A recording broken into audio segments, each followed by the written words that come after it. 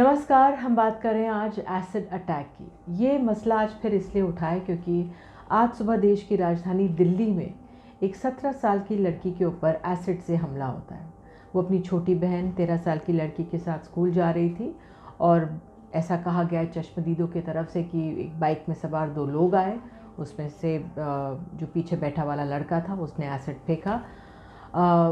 उस समय उस लड़की का जो आधा चेहरा था, गर्दन थी, आँख में बर्न इंजरीज़ हुई हैं। सफदरजंग अस्पताल में पुलिस इस बच्ची को लेके गई और उसके बाद बताया जा रहा है कि डॉक्टर्स कह रहे हैं कि 48 से 72 घंटे लगेंगे और फिर वो असेस कर पाएंगे कि जो वूंड है, जो घाव है, वो कितना गहरा है। लेकिन ये अपने आप में ये क्रूरता का जो ये कदम उठाया गया है लड़कों की तरफ से, जो अपराध की श्रेणी में आता है, क्यों इस तरह के मामले होते हैं जब सुप्रीम कोर्ट ने 2013 में एसिड की बिक्री पर खुलेआम रोक लगा दी थी।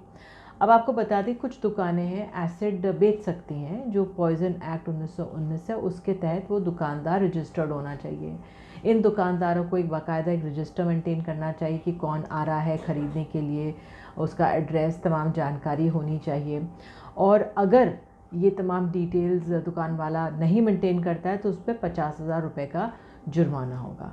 और साथ ही आपको बता दें, जब से ये बैन लगा है, जब से 2014 से 2018 के बीच का एसिड अटैक के करीब 1400 से ऊपर कुछ मामले सामने आए और 2018 से 2021-22 तक अगर कहें तो 350 मामले सामने आए।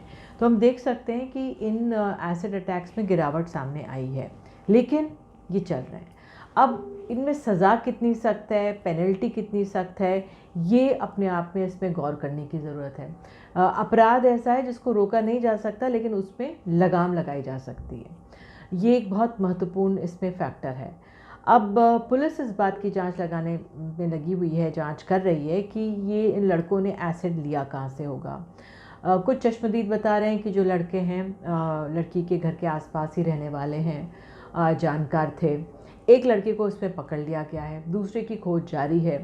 ज़ाहिर तौर पर इस मामले में अब तमाम जो समाज सेवी हैं, महिलाओं के हक़ों की बात करने वाले हैं, वो मुखर हो गए हैं। दिल्ली महिला आयोग की तरफ से कहा जा रहा है कि हम खुद इस मामले में परिवार की मदद कर रहे हैं, साथ ही कड़ी से कड़ी सज़ा हो। मुझे बताया जा रहा है मुख्यमंत्री केजरीवाल ने भी कहा है कि कड़ी सज़ा इस पूरे मामले में दी जानी चाहिए। अपराध को लगाम लाना या कानून का खौफ होना, ये अपने आप में बहुत अहम है।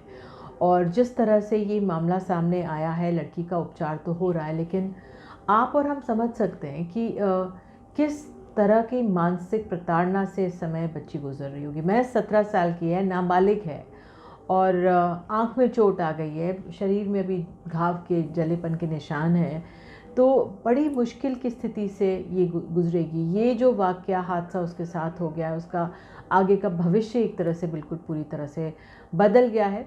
लेकिन तमाम एसिड विक्टिम्स को हम देखते हैं, हिम्मत नहीं हारनी चाहिए। लेकिन फिर ये जो अपराध सामने हुआ है, इसने इस अपराध का जो एक बहुत भयावह चेहरा है, हम सबके सामने ला के खड़ा कर दिया है।